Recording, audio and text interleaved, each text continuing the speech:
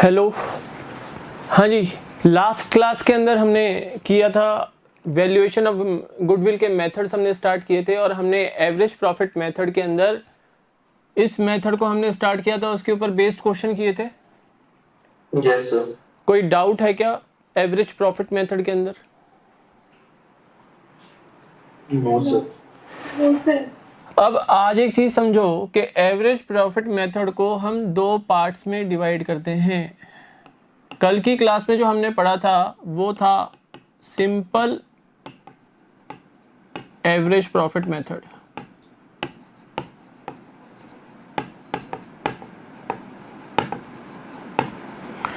और दूसरा मेथड होता है वेटेड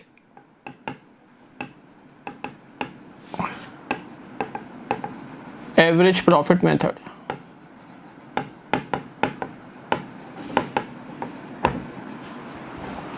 फर्स्ट हम ऑलरेडी पढ़ चुके हैं, हमने लास्ट क्लास में इसको डिस्कस किया था डिटेल के अंदर और प्लस इससे रिलेटेड क्वेश्चंस किए थे। आज हम पढ़ेंगे वेटेड एवरेज प्रॉफिट मेथड। दोनों में डिफरेंस क्या है, पहले डिफरेंस समझ लो। सिंपल एवरेज प्रॉफिट मेथड में ईच ईयर के जो प्रॉफिट्स हैं जिनके बेसिस पे हम एवरेज प्रॉफिट कैलकुलेट करते थे उनको बराबर वेटेज दिया जाता था। यानी मान लो हम खड़े हैं 1 अप्रैल 2021 पे और इस डेट के ऊपर हमें अपनी फर्म की गुडविल कैलकुलेट करनी है। अगर हमें लास्ट 5 ईयर्स के प्रॉफिट्स, अगर प्रॉफिट्स या लॉसेस गिवन है तो लास्ट 5 ईयर्स के प्रॉफिट्स का हम एवरेज कर लेते थे। अगर कोई एबनॉर्मल प्रॉफिट या एबनॉर्मल लॉस या income from investment like that item अगर कुछ है तो पहले इन प्रॉफिट्स या लॉसेस को हम एडजस्ट करते थे लास्ट 5 ईयर्स के, और उसके बाद उन एडजस्टेड प्रॉफिट्स के बेसिस पे हम एवरेज कैलकुलेट करते थे। लेकिन पिछले 5 सालों के प्रॉफिट्स या लॉसेस को हम बराबर वेटेज देते थे। बराबर वेटेज देने का मतलब है, नॉर्मली देखो क्या होता है कि मान लो अभी आप 12th क्लास में हो तो ये एक्सपेक्ट किया जाता है कि जो आपने लास्ट ईयर परफॉर्म किया 11th क्लास में, मोस्ट लाइकली ये एक्सपेक्ट किया जाता है कि 12th में भी आपकी परफॉर्मेंस उसके नियर अबाउट ही होगी। ऐसा हम अज्यूम करते हैं ना कि बच्चे ने लास्ट ईयर में जो परफॉर्म किया है उसके नियर अबाउट ही 12th में उसका रिजल्ट आएगा। यस और नो? Yes sir. नॉर्मली ये एक्सपेक्टेड होता है, ऐसे बच्चों के केस में नहीं जो कहते हैं भाई अभी तो 11th क्लास है, बोर्ड एग्जाम तो होने नहीं है, इस क्लास में हम थोड़ा एंजॉय करेंगे और बोर्ड जब हमारे होंगे 12th क्लास में जब हम आएंगे तब हम एक्स्ट्रा ऑर्डिनरी एफर्ट्स करेंगे तो वहां पर तो फिर रिजल्ट चेंज होंगे ही होंगे। लेकिन बिजनेस में क्या, बिजनेस में ऐसा थोड़ी ना है। बिजनेस को कोई एग्जाम थोड़ी ना देना है। बिजनेस का तो मेन मोटिव क्या होता है? To generate profit. यस और नो? बिजनेस का मेन ऑब्जेक्टिव क्या होता है? To earn profits. तो एक बिजनेस ऑर्गेनाइजेशन के अंदर मोस्ट प्रोबेबली क्या होता है कि जो लास्ट ईयर परफॉर्म करते हैं हम उसके नियर अबाउट ही हमारी करंट ईयर में परफॉर्मेंस आती है। तो वेटेड एवरेज प्रॉफिट मेथड क्या कहता है कि वेट लास्ट ईयर की जो परफॉर्मेंस है, यानी अगर आप खड़े हो 31 मार्च 2021 को, या फिर ये कह लो 1 अप्रैल 2021 को खड़े हो, तो लास्ट ईयर में जो आपने परफॉर्म किया यानी ईयर 1 अप्रैल 20 से लेके 31 मार्च 21 तक, मोस्ट प्रोबेबली नेक्स्ट ईयर में आपकी परफॉर्मेंस नियर अबाउट उसके आसपास ही होगी। तो वेटेड एवरेज प्रॉफिट मेथड कहता है कि भाई जो सबसे रीसेंट ईयर्स हैं उनके प्रॉफिट्स को हम ज्यादा प्रेफरेंस देंगे बजाय सबसे ओल्डेस्ट ईयर के प्रॉफिट्स या लॉसेस को। क्लियर है? ये बात समझ में आई? ये चीज सिंपल एवरेज प्रॉफिट मेथड में नहीं होती। वो हर साल के प्रॉफिट्स एंड लॉसेस को सेम इंपॉर्टेंस देते हैं, जबकि वेटेड एवरेज प्रॉफिट मेथड सबसे रीसेंट ईयर के प्रॉफिट्स या लॉसेस को, सबसे रीसेंट ईयर के प्रॉफिट्स या लॉसेस के ऊपर मेनली एम्फेसाइज करते हैं, उसके ऊपर ज्यादा जोर देते हैं। बोलो यहां तक क्लियर है? Yes sir. अब sir weighted average profit method के अंदर गुडविल का कैलकुलेशन कैसे होगा, आओ सीखें। मान लो हम खड़े हैं 1 अप्रैल 21 की डेट के ऊपर। इस डेट पे हमें गुडविल का वैल्यूएशन करना है इस डेट पे हमें हमारी फर्म की गुडविल कैलकुलेट करनी है। अब हमारे पास क्वेश्चन में लास्ट 3 इयर्स के प्रॉफिट्स गिवन है। लास्ट 3 इयर्स क्या हो जाएंगे? 2020, 21, 2020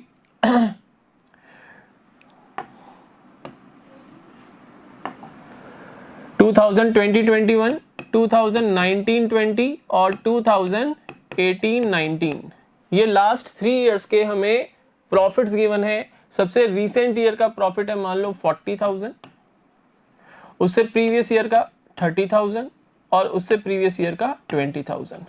ये प्रॉफिट्स अर्न है इन द लास्ट 3 इयर्स। ये है ईयर्स। अब हम क्या करेंगे, जो सबसे रीसेंट ईयर है, सबसे रीसेंट ईयर कौन सा है? ये, उसके बाद ये और उसके बाद ये। यस और नो? Yes sir. तो हम इनको वेट्स असाइन करते हैं।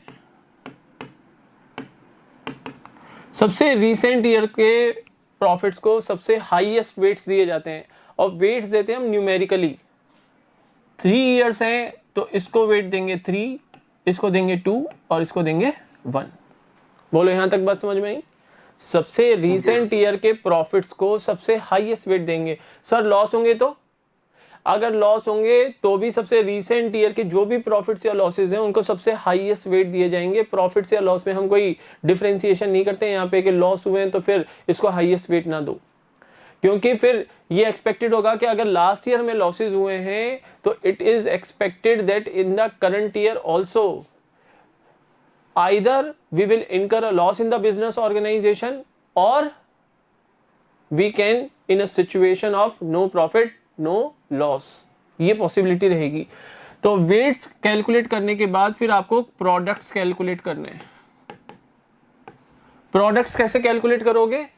जो भी आपने प्रॉफिट जनरेट किया है उस पर्टिकुलर ईयर में उसको उसके वेट से मल्टीप्लाई करोगे।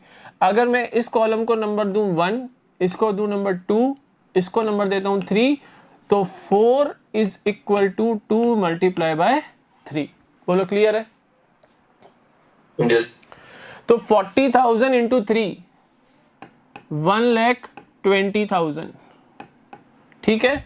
30,000 into 2 60,000 and 20,000 into 1 20,000।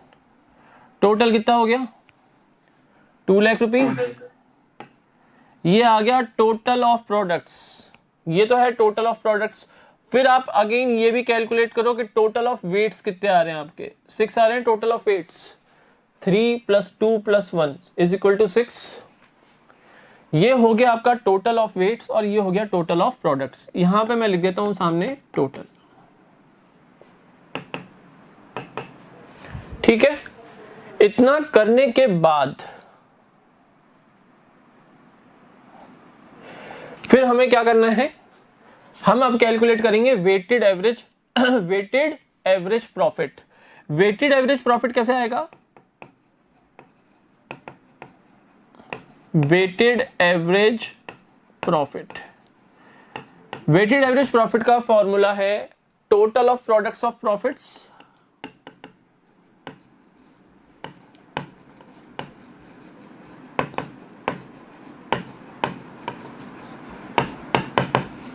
Divided by total of weights.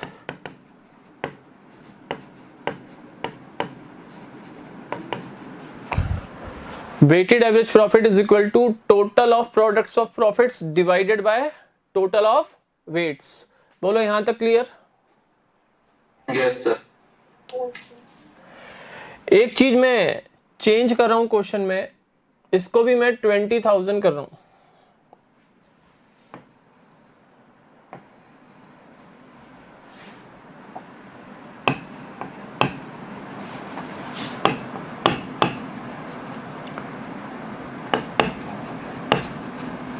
ठीक है। अब यहां पर वेटेड एवरेज प्रॉफिट हमारा कितना आएगा? Total of products of profits 1,80,000 and total of weights divided by 6, यानी 30,000 हमारा क्या आ गया? Weighted average profit? यस और नो? Yes, sir. यहां तक Yes, sir. सबको समझ में आ गया? हमने किया क्या है? Yes. Whatever profits will be given in the question, first of all, if there are some abnormal profits or losses या non operating incomes या non operating expenses or losses, then the same will be adjusted in the profits in the same way as we have done in simple average profit method. ये तो मैं बता दूं आपको, जो ये एडजस्टमेंट्स करनी होती है ना, नॉर्मल प्रॉफिट की, एबनॉर्मल लॉसेस की या इनकम फ्रॉम इन्वेस्टमेंट्स की, ये जो एडजस्टमेंट्स करनी है ये तो आपको सब मेथड में करनी है, चाहे वो सिंपल एवरेज प्रॉफिट मेथड हो, चाहे वो वेटेड एवरेज प्रॉफिट मेथड हो, चाहे हम पढ़ेंगे सुपर प्रॉफिट मेथड या कैपिटलाइजेशन मेथड, कोई भी मेथड हो, आपको हर मेथड में वो एडजस्टमेंट तो आपको करनी ही है। अगर क्वेश्चन में कुछ आपको दे रखे हैं एबनॉर्मल प्रॉफिट्स या एबनॉर्मल लॉसेज या आपको इनकम फ्रॉम इन्वेस्टमेंट यानी नॉन ऑपरेटिंग इनकम्स दे रखी हैं, तो उनके एडजस्टमेंट्स आपको बाय डिफॉल्ट करने पड़ेंगे। क्लियर है? Yes, sir. इन एडजस्टमेंट्स के अलावा एक चीज और बताता हूं कि अगर फ्यूचर एक्सपेक्टेशंस हैं बायर की कि फ्यूचर में उसके कुछ और एक्सपेंसेस होंगे, जैसे मान लो अभी जो एग्जिस्टिंग सेटअप बिजनेस का जो एग्जिस्टिंग सेटअप परचेज कर रहा है, अगर उसमें फिक्स असेट्स इंश्योर्ड नहीं है, इंश्योरेंस कंपनी से उनका इंश्योरेंस नहीं करा रखा ऑर्गेनाइजेशन ने, और जो बायर है वो फ्यूचर में इंश्योरेंस करवाएगा असेट्स का, तो फ्यूचर में इंश्योरेंस प्रीमियम के एक्सपेंसेस होंगे। फ्यूचर में इंश्योरेंस प्रीमियम के एक्सपेंसेस होंगे या नहीं होंगे? अगर बायर इंश्योरेंस कराएगा तो होंगे ना एक्सपेंसेस इंश्योरेंस के। Yes, sir. तो फ्यूचर एक्सपेक्टेशंस के अकॉर्डिंग अगर फ्यूचर में कुछ एक्सपेंसेस एक्सपेक्टेड हैं कि वो होंगे ही होंगे, डेफिनेटली होंगे, तो फिर आप ये नहीं कह सकते कि एवरेज प्रॉफिट 30,000 होंगे। जो फ्यूचर एक्सपेक्टेशंस के अकॉर्डिंग जो एक्सपेंसेस होने वाले हैं उनको भी हम डिडक्ट करेंगे। ऐसे कुछ क्वेश्चंस आगे आएंगे, ठीक है? तो वेटेड एवरेज प्रॉफिट में हमने क्या किया? First of all adjusted profits calculate किए, फिर रीसेंट ईयर के प्रॉफिट या लॉस को सबसे हाईएस्ट वेट दिया, प्रॉफिट अर्न को यानी एडजस्टेड प्रॉफिट को वेट से मल्टीप्लाई करने के बाद प्रोडक्ट्स कैलकुलेट किए, total of product of profits calculate किया and total of weights calculate किए। After that we will calculate weighted average profit. Weighted average profit is equal to total of products of profits, weighted average profit is equal to, Muskan ये 2 ID से क्यों enter हो रही हो?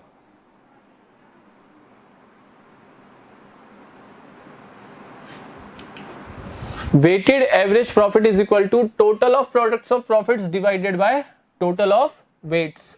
तो in this question हमारा total of products of profit था 1,80,000 and total of weights is 6, so our weighted average profit will become ₹30,000। Clear यहां तक? Yes, sir. आफ्टर दैट हमें अब कैलकुलेट करना है वैल्यू ऑफ गुडविल। तो value of goodwill will B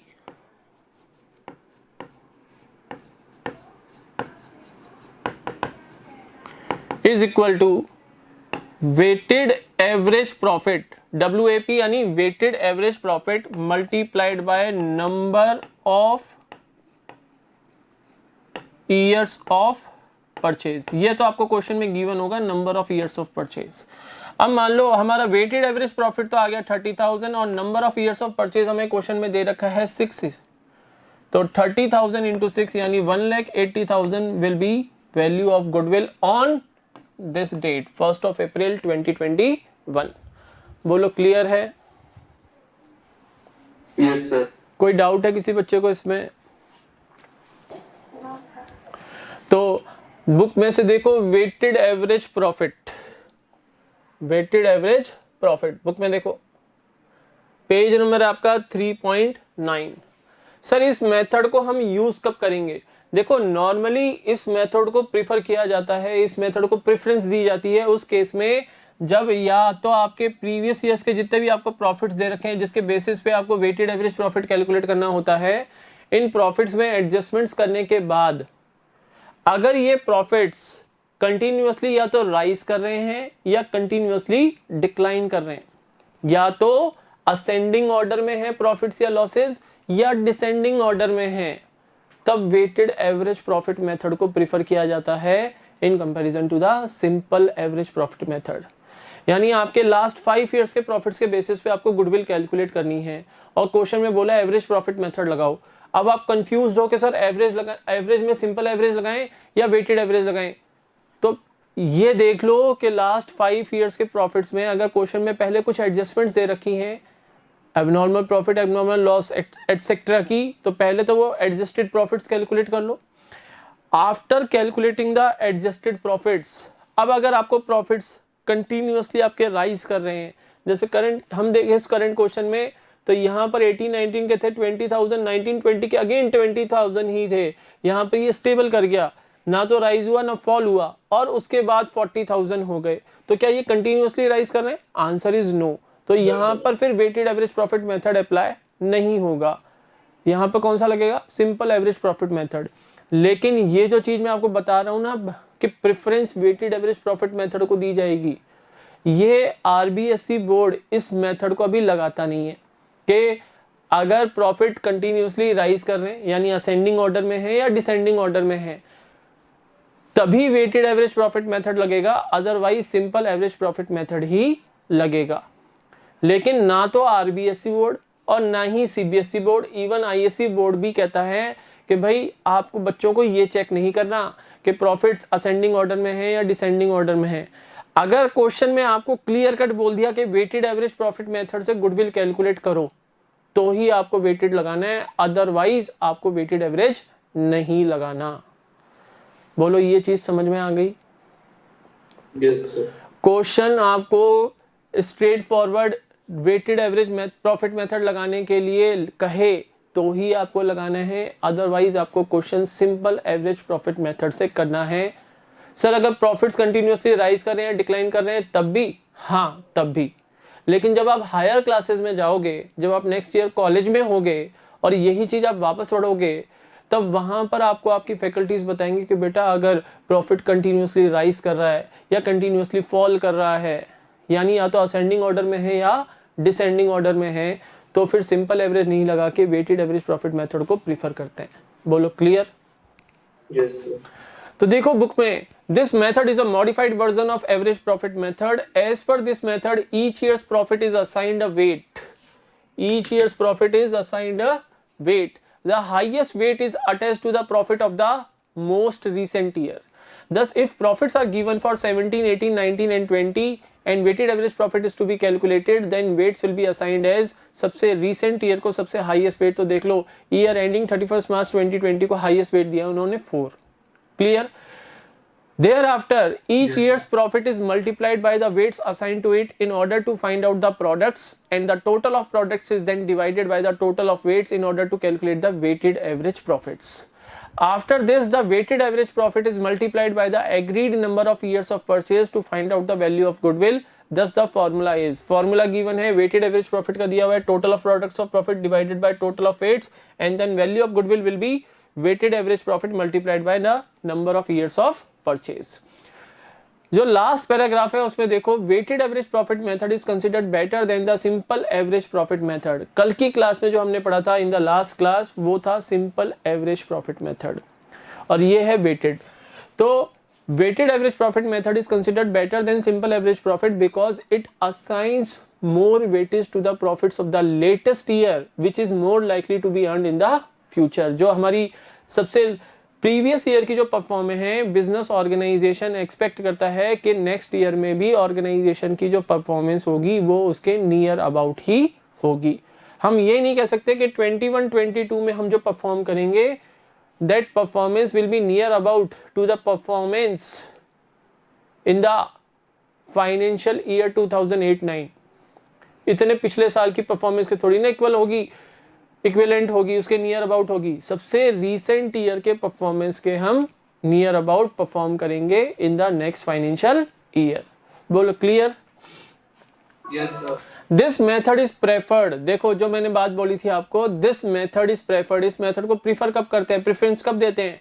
when the profits over the past 4 or 5 years have been continuously rising or falling। यानी या तो प्रॉफिट्स असेंडिंग ऑर्डर में हो या डिसेंडिंग ऑर्डर के अंदर हो। बोलो क्लियर है? Yes sir. किसी बच्चे की कोई क्वेरी? बोलो बच्चों, यहां तक कोई डाउट है कॉन्सेप्ट के अंदर? No sir. चलो फिर क्वेश्चन करते हैं, आओ फिर क्वेश्चन करते हैं।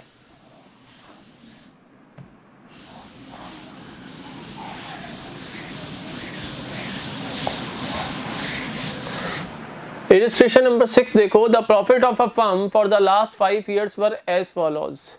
Year ended 31 March 16, 17, 18, 19 and 20। तो कैलकुलेशन ऑफ, पहले क्वेश्चन पूरा पढ़ लो। आपको प्रॉफिट्स दे रखे हैं, you are required to calculate the value of goodwill on the basis of 2 years purchase of the weighted average profits.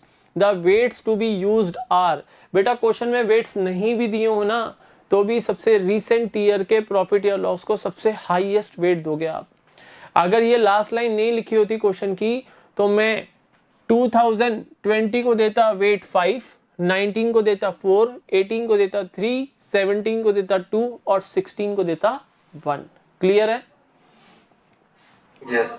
तो first of all we will calculate the weighted average profit. तो calculation of weighted average profit, year ended 31 March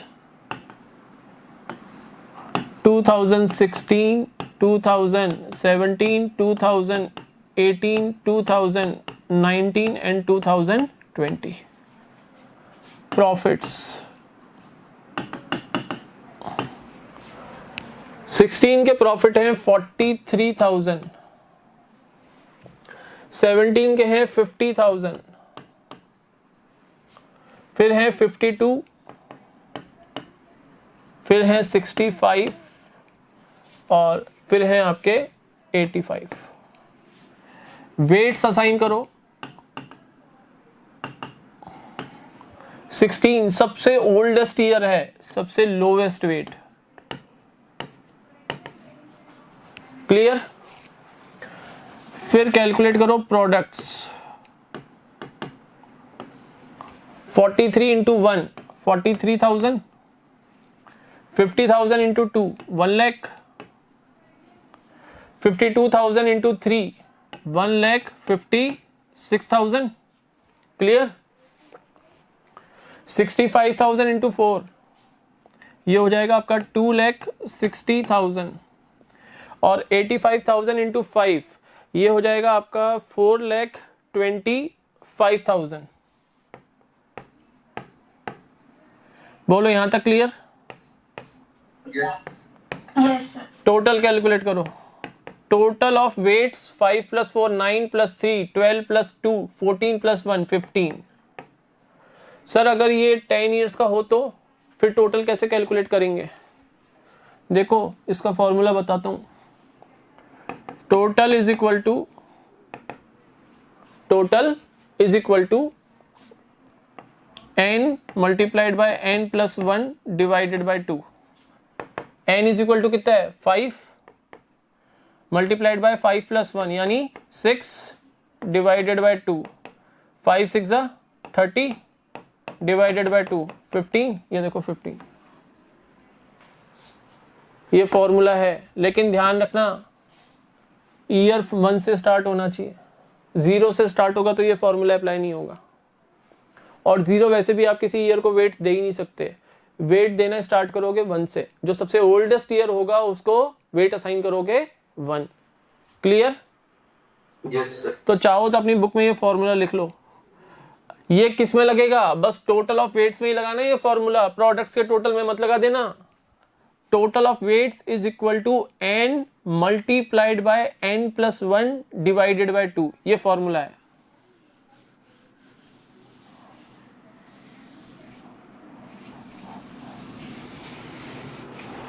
ये है आपका total of weights. Formula मैंने बता दिया, जो बच्चे लिखेंगे कुछ टाइम सेव हो सकता है आपका एग्जाम में, बाकी तो आपकी विषय, मैं तो केवल आप लोगों को समझा सकता हूं। आओ टोटल ऑफ प्रोडक्ट्स कर लो। 3 + 6 9, 6 और 3 9, 9 और 5 14, 4 1 4 और 1 5, 5 और 5 10, 10 और 6 16 और 2 18, 8 1 1 और 1 2 और 1 3 और 2 5 और 4 9, 984, 9,84,000 टोटल ऑफ प्रोडक्ट्स। बोलो क्लियर है यहाँ तक? Yes. Yes. अब आपका weighted average profit is equal to total of products that is 9,84,000 divided by total of weights that is 15। Calculate कर लो। 15 छिके 90 बचे 8 65,600. 15 5 75 9 90 15 छिके 90, ये आएगा 65,600। ठीक है। Yes, sir. उसके बाद Yes, sir. गुडविल कैलकुलेट करेंगे। Value of goodwill is equal to weighted average profit that is 65,600 multiplied by number of years of purchase. वो क्वेश्चन में आपको दे रखे हैं 2, 2. तो ये आ गया 2। 65,000 इंटू 2 होता है 1,30,000 और ये हो गया आपका 1,31,200। ये आ गई आपकी वैल्यू ऑफ गुडविल। बोलो क्लियर है क्या? Yes, sir. क्वेश्चन में कोई डाउट हो तो बोलो। Any doubt? सर इस क्वेश्चन में सर हाईएस्ट प्रॉफिट दे ही नहीं रखे हो तो हाईएस्ट प्रॉफिट्स दे ही नहीं रखे हो, तो सब सारे सेम दे रखे हो प्रॉफिट। सारे सभी ईयर्स के? Yes sir. कोई बात नहीं, तो तुम तो जो सबसे रीसेंट ईयर उसके सबसे हाईएस्ट वेट देके और प्रोडक्ट कैलकुलेट कर लो। मैंने तो तुम्हें कहा है ना कि तुम्हें ये देखने की जरूरत ही नहीं है कि प्रॉफिट्स असेंडिंग या डिसेंडिंग ऑर्डर में है या नहीं है, क्योंकि वो आरबीएससी बोर्ड अप्लाई करने के लिए नहीं बोलता, ना सीबीएसई बोलता है, ना आईएससी बोर्ड बोलता है, कोई सा भी बोर्ड नहीं बोलता। वो आपको करना है अपने हायर क्लासेस में, यानी जब आप 12th पास कर लोगे तब वो चीज़ आपको कंसिडर करनी पड़ेगी कि आपके जो एडजस्टेड प्रॉफिट्स आ रहे हैं, इनको मैं एडजस्टेड ही बोलूंगा, क्योंकि अगर क्वेश्चन में कुछ एडजस्टमेंट्स होंगी तो वो एडजस्टेड प्रॉफिट्स पहले कैलकुलेट करेंगे और उसके बाद वेट्स असाइन करके और फिर प्रोडक्ट्स कैलकुलेट करेंगे। इसलिए मैं इनको एडजस्टेड प्रॉफिट्स ही बोल रहा हूँ। एक बार एडजस्टेड प्रॉफिट्स में आपको ये नहीं देखना कि वो कंटिन्यूसली राइज कर रहे हैं या कंटिन्यूसली फॉल कर रहे हैं, लेकिन वास्तव में मेथड वही है, पहले हमें ये देखना चाहिए। लेकिन 12th लेवल पे बोर्ड मना कर रहा है कि आप ये कंसिडर मत करो। अगर क्वेश्चन में आपको weighted average profit method apply करने के लिए बोला है तो आप अप्लाई करो। अगर वो बोला है आपको केवल के calculate the value of the goodwill of the firm on this date using average profit method, तो फिर आप सिंपल एवरेज प्रॉफिट मेथड ही अप्लाई करोगे, वेटेड अप्लाई नहीं करोगे। बोलो क्लियर है? Yes sir. आगे बढ़े? Yes sir. चलो नेक्स्ट हमारा जो मेथड है वो है super profit method. Super profit method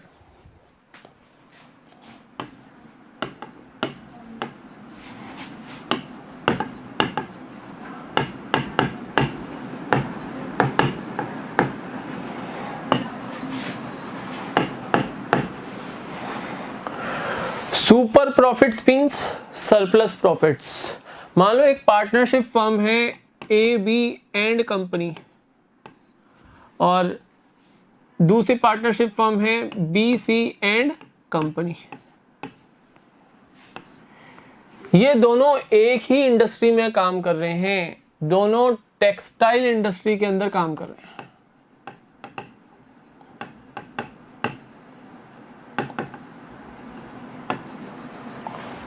दोनों कौन सी इंडस्ट्री में वर्क कर रहे हैं? टेक्सटाइल इंडस्ट्री के अंदर, यानी कपड़े का बिजनेस कर रही है दोनों पार्टनरशिप फर्म्स। तो देखो हर इंडस्ट्री का एक नॉर्मल रेट ऑफ रिटर्न होता है कि अगर इस इंडस्ट्री के अंदर कोई ऑर्गेनाइजेशन काम कर रहा है और मान लो वो 1 लाख रुपीज इन्वेस्ट करता है बिजनेस के अंदर, इन्फ्यूज करता है। 1 लाख रुपीज क्या है? कैपिटल एम्प्लॉयड, यानी 1 लाख रुपीज अगर कैपिटल बिजनेस में लगा रहा है तो हर इंडस्ट्री का एक नॉर्मल रेट ऑफ रिटर्न होता है। मान लो ये कह रही है इस इंडस्ट्री में नॉर्मल रेट ऑफ रिटर्न है 10%, यानी जितनी आप कैपिटल यहाँ पर लगाओगे उसका नियर अबाउट आपको 10% रिटर्न मिलेगा। तो मैं यहाँ पे कह सकता हूँ कि अगर आप 1 लाख रुपीज इन्वेस्ट करते हो टेक्सटाइल इंडस्ट्री के बिजनेस में तो आप 10,000 रुपीज नॉर्मली अर्न करोगे, 10,000 रुपीज आप नॉर्मली अर्न करोगे। अब AB एंड कंपनी भी टेक्सटाइल इंडस्ट्री में है और BC एंड कंपनी भी टेक्सटाइल इंडस्ट्री में है, लेकिन AB and company surplus profit कमा रही है। Surplus profit means super profit, surplus profit means super profits. अब सुपर प्रॉफिट्स होते क्या है? Super profits are the profits earned by a firm, earned by a firm in comparison to the other business organisations working in the same industry. कौन सी industry? Textile industry. अगर किसी partnership firm की goodwill है, अगर उसकी कोई brand image है, तो वो फर्म अदर फर्म जो उसी इंडस्ट्री में वर्क कर रही हैं उनसे बेटर रिटर्न कमा रही होगी। यस और नो? भाई अगर अगर आप बेटर क्वालिटी बना रहे हो, बेटर क्वालिटी प्रोडक्ट्स अवेलेबल करा रहे हो, बेटर क्वालिटी का कपड़ा दे रहे हो, आपके कपड़े का कलर नहीं जाता, उसको आप कितना भी धो लो, आपके कस्टमर जो हैं जो आपसे कपड़ा परचेज करके लेके जा रहे हैं वो 4 बार वॉश कर रहे हैं, उसके बाद भी कलर नहीं जा रहा कपड़े का, कपड़े की शाइन मेंटेन रह रही है, तो फिर अच्छी क्वालिटी दे रहे हो आप कस्टमर्स को, तो आपके कस्टमर की एक सेटिस्फेक्शन लेवल जो है वो हायर होगा और उस वजह से आप सरप्लस प्रॉफिट जनरेट करोगे, क्योंकि ओल्ड कस्टमर्स तो आपके साथ ही बने रह रहे हैं और नए कस्टमर्स डे बाय डे आपके पास आते जा रहे हैं, मूव ऑन कर रहे हैं अदर पार्टनरशिप फर्म से आपके ऑर्गेनाइजेशन की तरफ।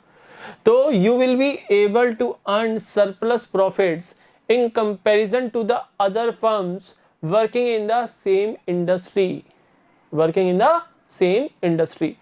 तो सर यहां तो वैसे तो टेक्सटाइल इंडस्ट्री में नॉर्मल रेट ऑफ रिटर्न क्या है? नॉर्मल रेट ऑफ रिटर्न, इसको बोलते हैं NRR, ये है 10%, जबकि AB एंड कंपनी कमा रही है 18%। यानी अगर BC and company 1 lakh rupees invest कर रही है तो वो नॉर्मल रेट ऑफ रिटर्न से जो कि 10% है वो प्रॉफिट कमा रही है कितना? 10,000। और वहीं AB एंड कंपनी ने भी 1 लाख रुपीज ही कैपिटल एम्प्लॉयड है, लेकिन ये 18% कमा रही है, यानी ये 18,000 प्रॉफिट जनरेट कर रही है। इतनी बात समझ में आ गई? Yes sir. ऑल स्टूडेंट्स, किसी को कोई डाउट तो नहीं है यहाँ तक? अब AB एंड कंपनी क्योंकि सरप्लस प्रॉफिट जनरेट कर रही है, ये 18,000 सुपर प्रॉफिट नहीं है, ये इसके प्रॉफिट्स अर्न है, ये ध्यान रखना। ये अभी तो profits earn by AB and company है। सुपर प्रॉफिट कैसे कैलकुलेट करेंगे? Super profit is equal to average profit या actual average profit minus normal profit. ये होता है सुपर प्रॉफिट का formula. Super profit is equal to actual average profit. Actual average profit of AB and company कितना है? 18,000। और normal profit क्या होगा? 10,000। AB एंड कंपनी ने इन्वेस्ट कितने किए थे? 1 लाख, और नॉर्मल रेट ऑफ रिटर्न है 10%, तो 1 लाख का 10%, 10,000 will be the normal profit. तो AB एंड कंपनी कितना सरप्लस प्रॉफिट या सुपर प्रॉफिट जनरेट कर रही है? 18,000 माइनस 10,000 यानी 8,000 is the super profit, is the super profit of AB and company. BC and company यानी AB एंड कंपनी, क्योंकि BC and company तो कोई सरप्लस प्रॉफिट कमा ही नहीं रही, उसने तो 1 लाख रुपए लगाए थे कैपिटल एम्प्लॉयड और उसके ऊपर उसको नॉर्मल रेट ऑफ रिटर्न 10% ही मिल रहा है। It means there is no value of goodwill in case of BC and company, क्योंकि BC and company normal rate of return से ही प्रॉफिट कमा रही है, वो कोई सरप्लस प्रॉफिट जनरेट ही नहीं कर रही। अगर सरप्लस प्रॉफिट कोई फर्म जनरेट नहीं कर रही है, it means there is no goodwill in that partnership firm. Goodwill की कोई वैल्यू नहीं है, गुडविल की वैल्यू 0 है। Clear? Yes, sir. Sir super profit तो हमने कैलकुलेट कर ली है, अब गुडविल कैसे कैलकुलेट करेंगे? Now here the value of goodwill will be calculated on the basis of super profit. अब गुडविल का फॉर्मूला क्या होगा?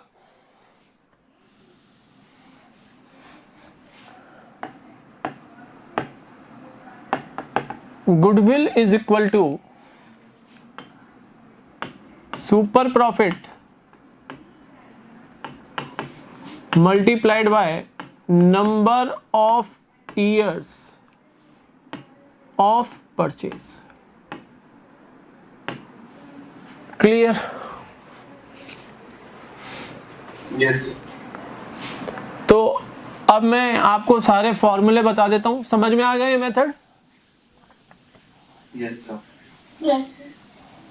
सबसे पहले हम क्या करेंगे, क्वेश्चन में आपको अगर कैपिटल एम्प्लॉयड गिवन है, अगर गिवन है तो सिंपल सी बात है, आप निकालोगे नॉर्मल प्रॉफिट। नॉर्मल प्रॉफिट कैसे कैलकुलेट करोगे? Normal profit is equal to capital employed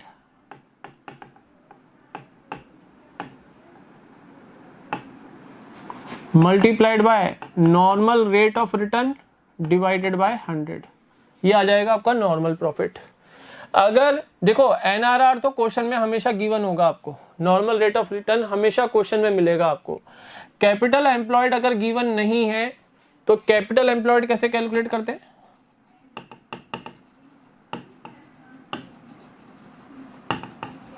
capital employed के दो तरीके हैं।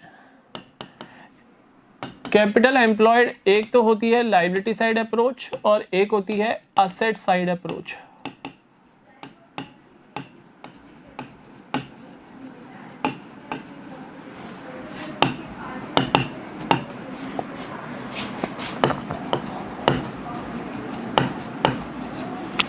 अगर आप लायबिलिटी साइड अप्रोच की तरफ से कैपिटल एम्प्लॉयड कैलकुलेट करो तो according to the liability side approach capital employed is equal to total of Capitals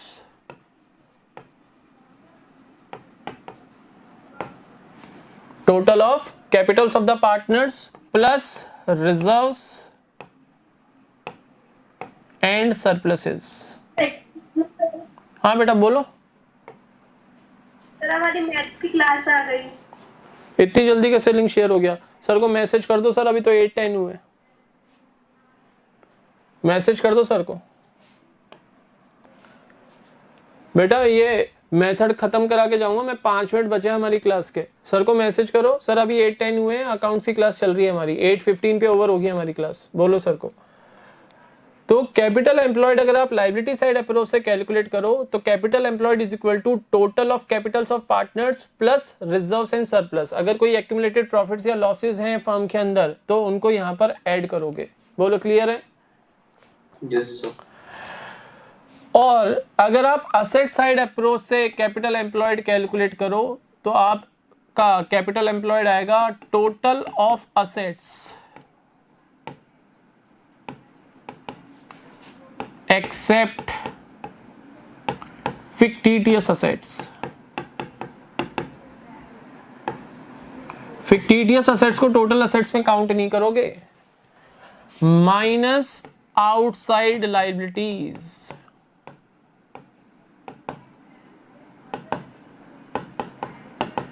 minus outside liabilities, ये हो जाएगी आपकी असेट साइड अप्रोच के अकॉर्डिंग कैपिटल एम्प्लॉयड। चाहे आप लायबिलिटी साइड अप्रोच लगा लो चाहे असेट साइड अप्रोच लगा लो, capital employed will remain the same. अगर आपको दोनों साइड का डेटा अवेलेबल है क्रॉस वेरीफाई कर सकते हो। अगर केवल एक साइड का ही डेटा अवेलेबल है कि आपको पार्टनर्स की कैपिटल के टोटल्स बता रखे हैं और रिजर्व्स एंड सरप्लसेस बता रहे हैं, उनका टोटल लगा लो, कैपिटल एम्प्लॉयड है। और अगर आपको असेट साइड अप्रोच बता रखी है, आपको टोटल ऑफ असेट्स गिवन है, और अगर क्वेश्चन में कुछ फिक्टिटियस असेट्स भी गिवन है तो टोटल ऑफ असेट्स में से फिक्टिटियस असेट्स पहले लेस करोगे और उसके बाद जो आपकी आउटसाइड लायबिलिटीज हैं यानी जो एक्सटर्नल लायबिलिटीज हैं उनको लेस करते ही आपकी आ जाएगी कैपिटल एम्प्लॉयड। कैपिटल एम्प्लॉयड में फिर आप normal rate of return multiply करोगे और डिवाइड करोगे 100 तो आ जाएंगे आपके नॉर्मल प्रॉफिट्स। यहां तक clear?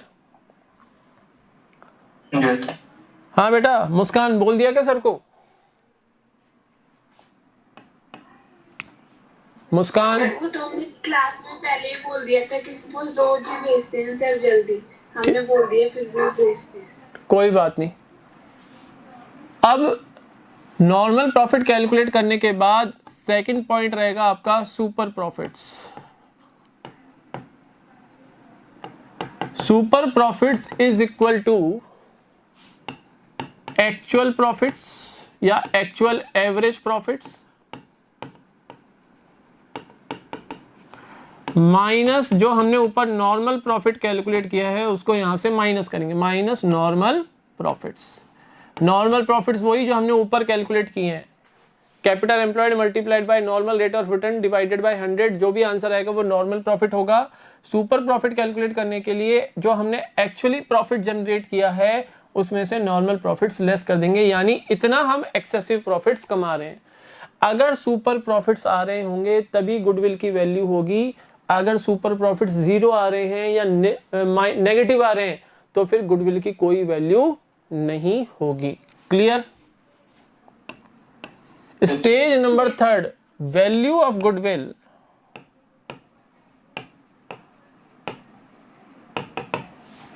Is equal to super profits multiplied by number of years of purchase. ये मेथड हमारा यहां पर होता है कंप्लीट। क्वेश्चंस हम करेंगे नेक्स्ट क्लास के अंदर, इससे रिलेटेड थ्योरी पढ़ लेना, आपको कहीं कोई प्रॉब्लम नहीं आएगी। क्लियर है students? Yes Yes, sir. sir. Okay बेटा, that's all for today. Have a nice day to all of you. ये पढ़ के आना कल की क्लास में अच्छे से, वेटेड एवरेज प्रॉफिट मेथड को रिवाइज करना, उससे रिलेटेड जो अनसोल्ड क्वेश्चंस हैं वो करना। अगर कोई डाउट्स हो कल की क्लास में अपने डाउट्स रेज करो, क्वेरी रेज करो, और कल हम करेंगे सुपर प्रॉफिट मेथड से रिलेटेड क्वेश्चंस। ठीक है? Okay, sir. ओके बेटा, बाय।